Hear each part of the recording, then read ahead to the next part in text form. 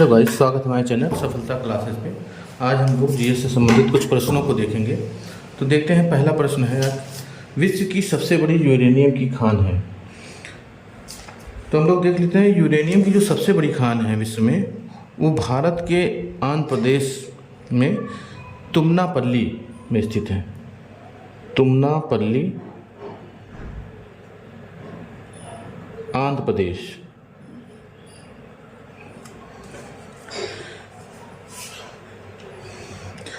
और जो पहला अगर भारत का यूरेनियम का जो खान खोदा गया था तो वो था जाईखोड़ा में, जादूखोड़ा, जो झारखंड में 1967 में खोला गया था। पहला खान जो खोदा गया था यूरेनियम का वो जादूखोड़ा जैसे कि पता है यूरेनियम के खान के लिए प्रसिद्ध है। और ये झारखंड में 1967 में खुदाई हुई थी। अगर हम यूरेनियम उत्पादन की बात करें या भंडारण की बात करें तो सबसे ज़्यादा जो भंडारण है वो कजाकिस्तान में है। ये लगभग विश्व के 43% यूरेनियम का उत्पादन करता है। दूसरे नंबर पे हम देखेंगे तो कनाडा है, जो लगभग 14% से लेकर 15% तक यूरेनियम का उत्पादन करता है। तीसरे स्थान पे नामीबिया है, लगभग 11%, विश्व का 11%। तो आधे से अधिक उत्पादन यूरेनियम का कजाकिस्तान, कनाडा और नामीबिया द्वारा किया जाता है। वहीं हम अगर यूरेनियम की कीमत की बात करें तो 1 किलो यूरेनियम की कीमत 3 करोड़ रुपए से अधिक होता है। यूरेनियम की हम परमाणु संख्या की बात करें तो यूरेनियम का परमाणु क्रमांक होता है 92, यानी इसमें 92 प्रोटॉन और 92 इलेक्ट्रॉन उपस्थित होते हैं। न्यूट्रॉन की बात करें तो 141 से लेकर 146 तक, चूँकि इसके यूरेनियम के कई समस्थानिक होते हैं। यूरेनियम का परमाणु भार होता है 238, U-238। चूँकि भारत में यूरेनियम कम मात्रा में है, इसके स्थान पे अन्य विकल्पों का भी प्रयोग किया जाता है। अगला हम लोग देखेंगे जनहित याचिका, जिसे हम PIL भी कहते हैं, दाखिल किया जा सकता है। देखिए, जनहित याचिकाएं हाई कोर्ट यानी उच्च न्यायालय में और उच्चतम न्यायालय यानी सुप्रीम कोर्ट में दाखिल किया जा सकता है। हाई कोर्ट में 226 के तहत दाखिल किया जा सकता है, अनुच्छेद 226 के तहत, और 227 के तहत सुप्रीम कोर्ट में दाखिल किया जा सकता है। हाई कोर्ट में दाखिल करते समय इसकी 2 प्रतियां दाखिल की जाती हैं, 2 प्रतियां होती हैं। और जब सुप्रीम कोर्ट में दाखिल करते हैं तो यहाँ 5 प्रतियां दाखिल करते हैं। बात करें जो कौन दाखिल कर सकता है, तो PIL एक जनहित याचिका होती है, लोक सेवा के लिए होती है, सार्वजनिक हित के लिए होती है, इसलिए कोई भी इसे दायर कर सकता है। अगर आपके पास वकील नहीं है तो हाई कोर्ट और सुप्रीम कोर्ट इसके लिए वकील भी मुहैया कराते हैं। PIL का पूरा नाम होता है public interest litigation, public interest litigation.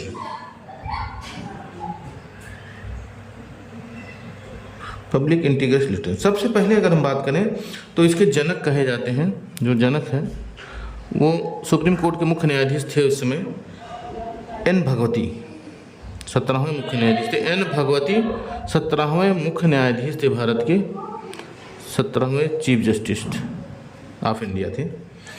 इन्हें जनहित याचिका का जनक कहा जाता था। ये 1985 जुलाई 1985 से लेके दिसंबर 1986 तक मुख्य न्यायाधीश थे। और अगर हम बात करें कि पहली जनहित याचिका किसके द्वारा दायर की गई थी, तो बिहार जिले के भागलपुर जेल में बहुत से निर्दोष या ट्रायल वाले दोस्त जो है लोग थे, उनके लिए जो है सबसे पहले हुसैनारा खातून ने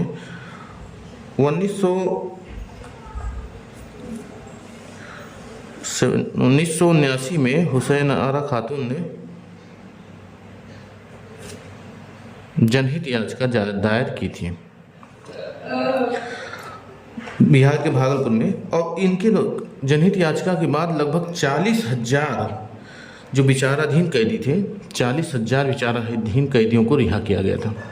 तो इसलिए इतनी बड़ी मात्रा में विचाराधीन कैदियों को जेल में रखा गया था, विचाराधीन कैदी थे, इनको रिहा किया गया।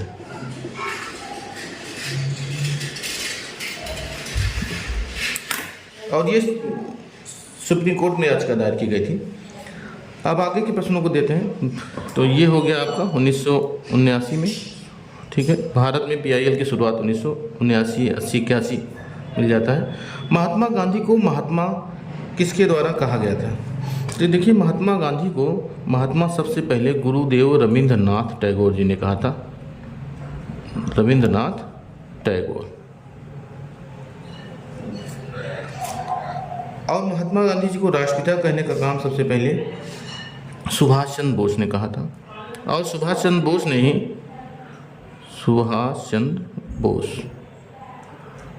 इन्हें राष्ट्रपिता कहा था।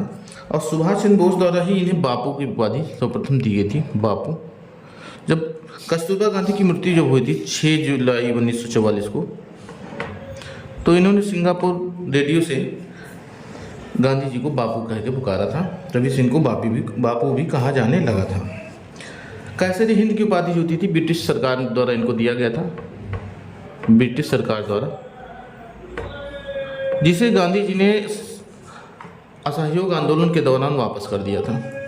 1922 में असहयोग आंदोलन के दौरान गांधी जी ने कैसर हिंद की उपाधि वापस की थी। गांधी जी को एक अन्य नाम से भी पुकारा जाता है, साबरमती के संत भी कहा जाता है। साबरमती के संत। साबरमती के संत कहने का तात्पर्य है, इन्होंने साबरमती का संत इसलिए कहा जाता है क्योंकि इन्होंने साबरमती आश्रम से दांडी मार्च की शुरुआत 1930-31 में की थी। अगला प्रश्न है, यूक्रेन की राजधानी है। तो यूक्रेन इस समय चर्चा में है रूस के आक्रमण के कारण, और यूक्रेन की राजधानी है कीव। कांग्रेस का रजत जयंती अधिवेशन हुआ था। हम अधिवेशनों की बात कर लेते हैं। तो अधिवेशन कई होते हैं, जैसे 25 वर्ष पे जो मनाया जाता है उसे हम कहते हैं रजत जयंती। ये 25 वर्ष पे होता है।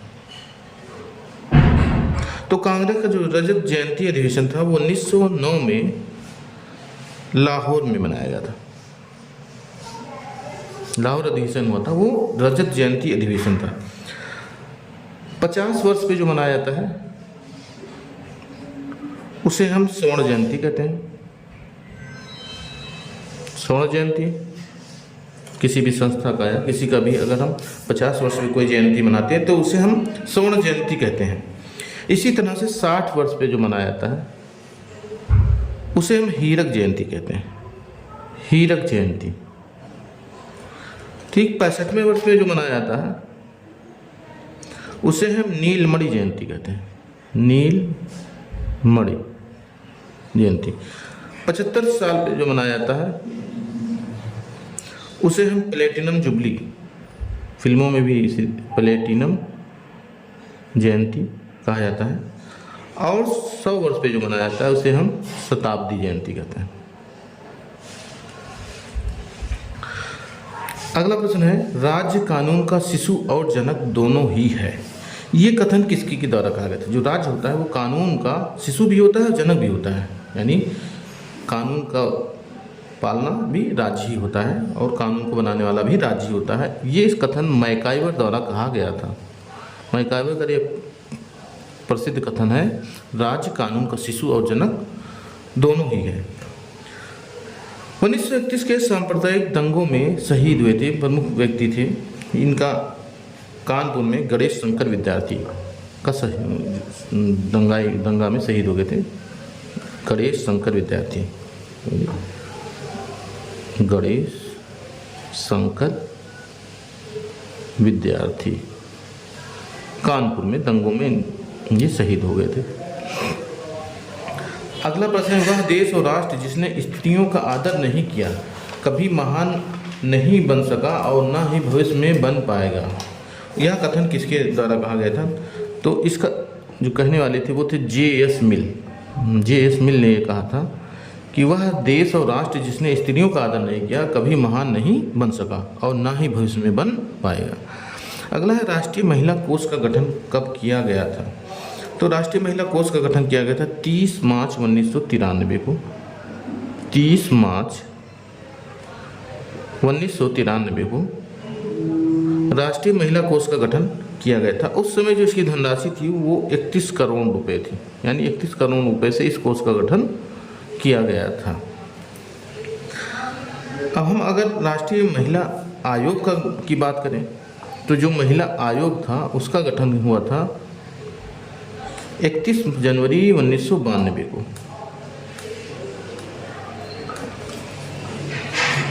और इसकी पहली जो अध्यक्ष थी वो थी जानवी पटनायक।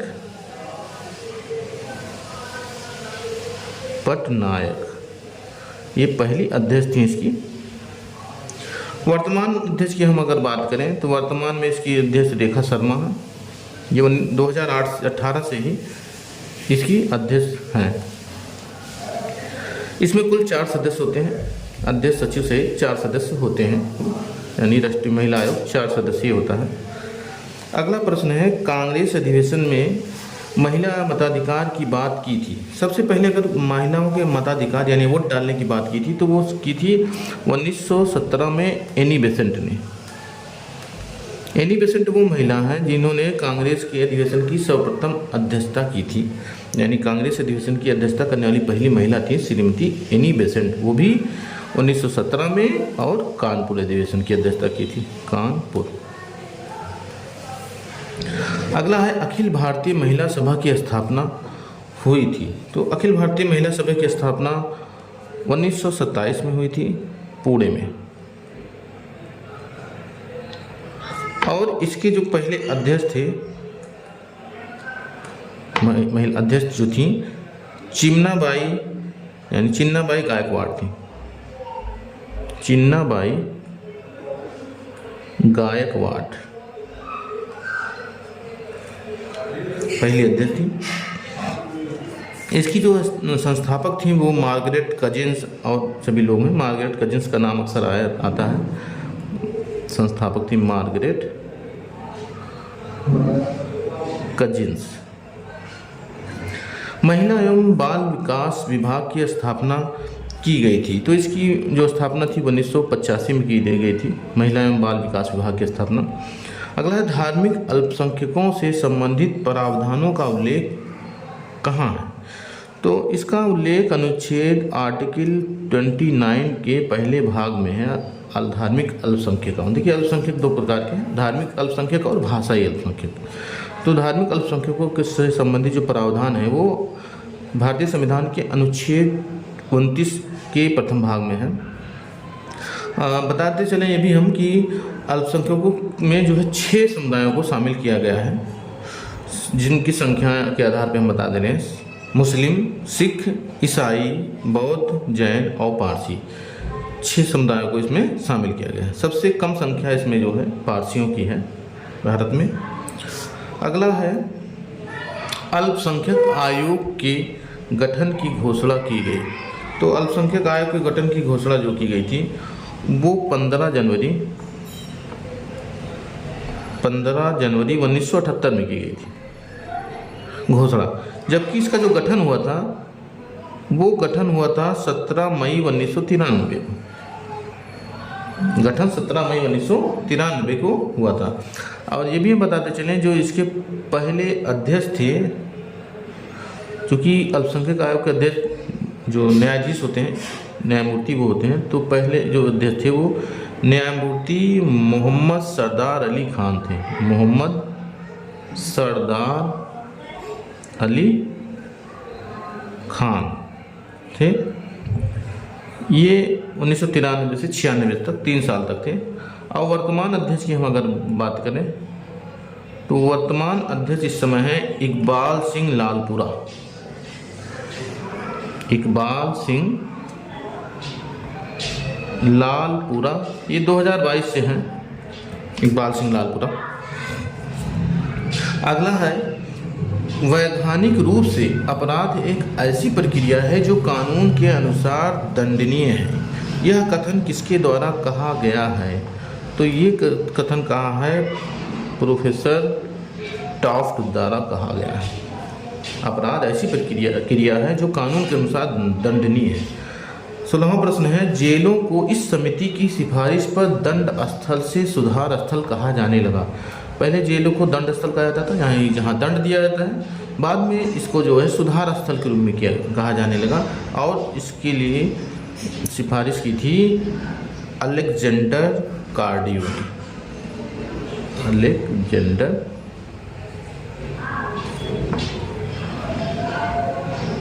कार्डियोनी।